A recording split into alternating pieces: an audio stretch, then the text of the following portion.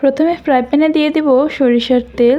আজকের রান্নাটা সরিষার তেলেই করব, সেজন্য প্রথমে সরিষার তেলটাকে গরম করে দুটো মাছ ভেজে নিচ্ছি। এখানে আমি মাছ নিয়েছি সিলভার কাপ মাছ। আজকে আমি বানাবো সিলভার কাপ মাছের ভর্তা, যেটা সাদা ঝরঝরে ভাতের সাথে খেতে অসাধারণ লাগে। চলো দেখা যাক কী কী উপকরণ লাগছে সেটা বানাতে। তো প্রথমে মাছটাকে ভালো করে ভেজে নিতে হবে। একটু লাল করে ভাজা হয়ে গেলেই তুলে নিচ্ছি।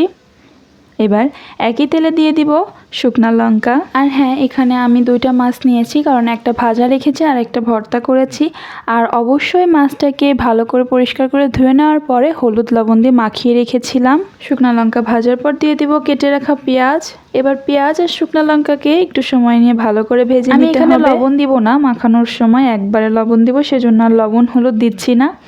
এবার নামানোর আগ দিয়ে দিব একটু কালো জিরা, যেটা হালকা ভাজা হবে। আমি আগে ফোড়নের সময় দেই নাই কি জন্য, যাতে এটা বেশি ভাজা না হয়ে যায়, হালকা যাতে ভাজা হয়, সেজন্য একদম নামানোর আগ দিয়ে দিচ্ছি। এবার নামিয়ে নিচ্ছি। এবার স্বাদ মতো লবণ নিয়ে পেঁয়াজ আর শুকনা লঙ্কাটাকে ভালো করে মাখিয়ে আমরা মাছের কাঁটাটাকে আলাদা করে নিব। মাছের কাঁটা ফেলে মাছের সাথে পেঁয়াজটাকেও মাখিয়ে নিব। তোমরা একবার বাড়িতে ট্রাই করতে পারো, খুবই মজার একটা রেসিপি। এমনিতেও ভর্তা সাদা ভাত দিয়ে খেতে বেশি ভালো লাগে, তবে মাছের এই ভর্তাটাও কিন্তু খেতে অসাধারণ হয়।